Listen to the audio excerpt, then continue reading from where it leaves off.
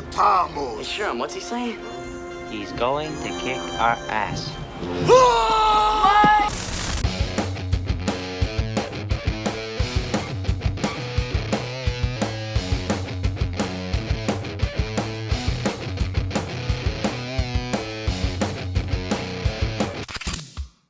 1985 was a good year for nerdy comedy. Real Genius, Weird Science, Explorers, Brazil, Cocoon, and of course Back to the Future. But lost to the same obscurity that claimed Creator and Morons from Outer Space, My Science Project was released by the fledgling Touchstone Pictures, lasting a mere 2 weeks in theaters and grossing a measly $4 million. Come on! Hey, good thing I watched TV, huh? But does that necessarily mean it's a bad movie? Fuck no! Written and directed by Jonathan R. Batul, who also wrote The Last Starfighter, the film stars future Blue Crush director John Stockwell and future Indian stereotype actor Fisher Stevens as a pair of gearheads named Mike and Vince, who attempt to pass off a piece of time-warping alien technology as a high school science project. Think Bill and Ted if they were from New Jersey and their time machine was from Spencer's Gifts. Okay, hook it up. Why me? Because if it blows up in your face, you got nothing to lose. What are you talking about, huh? I mean, whose name comes on my fender, huh? Yours, right? Don't we go out all the time? Right. Don't we? Right, Michael. Can we get this guy to dial down his Travolta a little bit? Oh, no. So what do you want, Crystal, huh? Him? Twice, 2 fucking times. Just raised today and dancing at the disco. And then there's Vince, Hi, Mom. who's basically an entire season of Jersey Shore distilled into one guy. Hey, what's the matter? I got boogers? My old man says treat broads like dirt and they love you. Since it's 10 o'clock and you still ain't turned into a pepperoni pizza. I'm doing everything to cater to Vinny a little bit, going the extra step, going the extra mile, just to keep his spirits up. Hey, sayonara, dick nose, hold me back. This is science class. Your science project? I'm working on it. You're working on it. Since Mike isn't exactly Stephen Hawking, his teacher, Bob, played by the always wonderful Dennis Hopper, has to very nicely threaten to flunk him. Well, you know, I don't make the rules around here, right? But, bottom line, golden rule. No project, no diploma, babe. Mike dupes his nerdy classmate Ellie, played by Danielle von Zernak, into sneaking onto an aircraft boneyard. Pass off is my size. There, he discovers a mysterious gizmo with an insatiable appetite for electricity.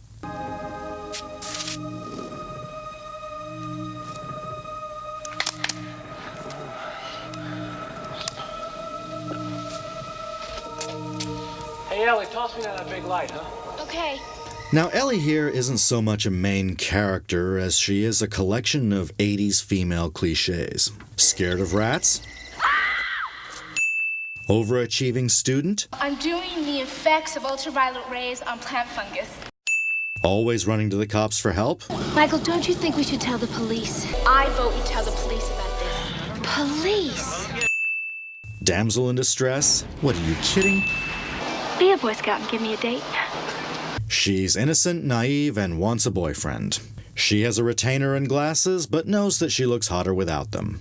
She's awake during the parts where she needs to fall in love, but unconscious when she needs to be rescued. Yeah, I know, it's like this movie was written by a dude or something. And then there's Sherman, played by Raphael Sbarge. Get out of my way! What is this thing? Leave it alone, you don't understand! It's dangerous, you could wind up in another dimension?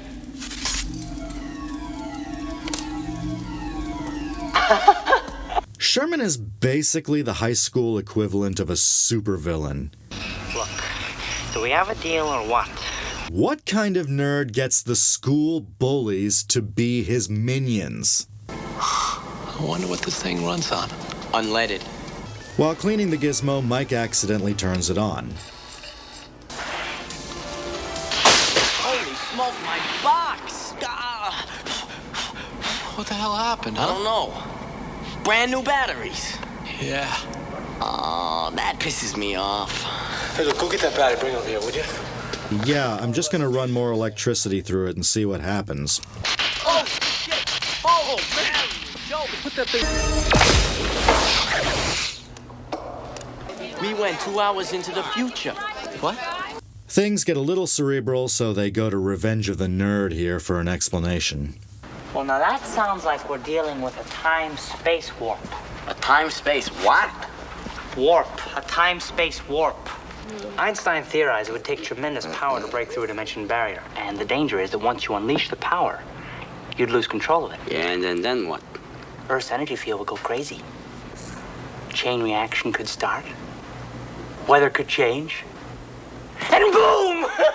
You're all cosmic dust! God, it's like there was a lab accident and he was bitten by a radioactive dork. Mike, Vince, and Ellie deliver the gizmo to Bob one night, and he confirms the device is indeed alien in origin. It's a time-space warp that's created by this gizmo that will warp something into our dimension, or we can travel through time and space. Oh, yeah? Oh, yeah! Let's call... Call me crazy, but I don't think this is Hopper acting. I think they filmed him on a regular Friday night and put a bunch of effects over it. The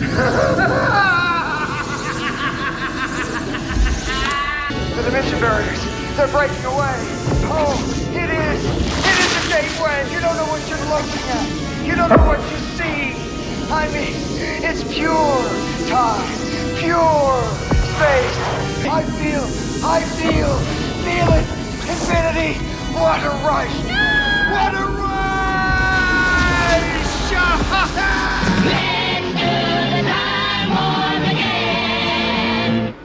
Okay, now I'm going to spoil a big part of the end for a few seconds, so skip to this point in the video if you don't want to know what happens to him. Hell no, we won't go! Hell no, we won't go! Chicago! Bob reappears at the end of the movie and reveals that he was sent back in time to the 1960s. I was blasting through the warp on a time tour of the 60s. And yes, this is Hopper's actual outfit from Easy Rider. What's your name, cowboy? Robert Roberts, Esquire, to you, honky. That a fact? Which got me thinking, are Billy and Bob the same person? I mean, I don't think we actually see Billy die at the end. Maybe Bob survived and recovered from his injuries before Mike reversed the time warp and brought him back to 1985. With the gizmo now hooked into the city's power grid, Mike, Ellie, and Vince end up in a literal race against time. And this scene is awesome. Come on, baby. Come on. Hit the blower. Okay, hold on.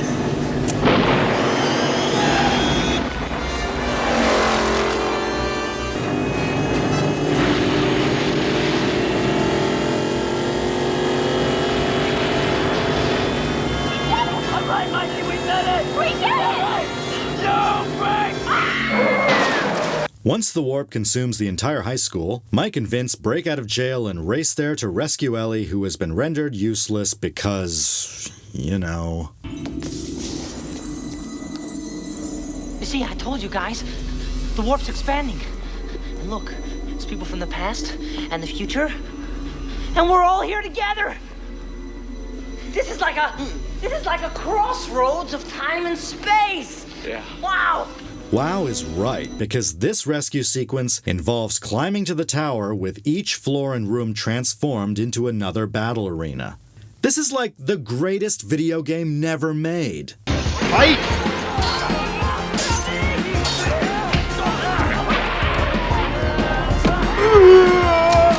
You lose.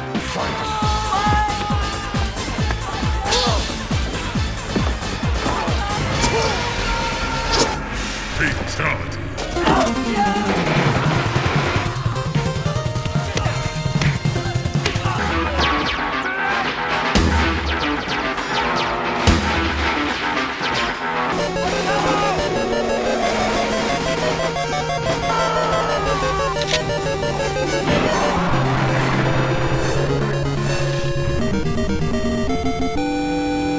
After flopping at the box office, my science project went virtually unnoticed on home video, DVD, and Blu-ray, and has yet to get a proper digital release. The visual effects for the time are incredibly good, and I think they still hold up today. The rotoscoping animations are so fluid and the sound design so layered and visceral that you really do feel the warp's power. And for a movie that predates Jurassic Park by almost a decade, This T-Rex attack is astonishing.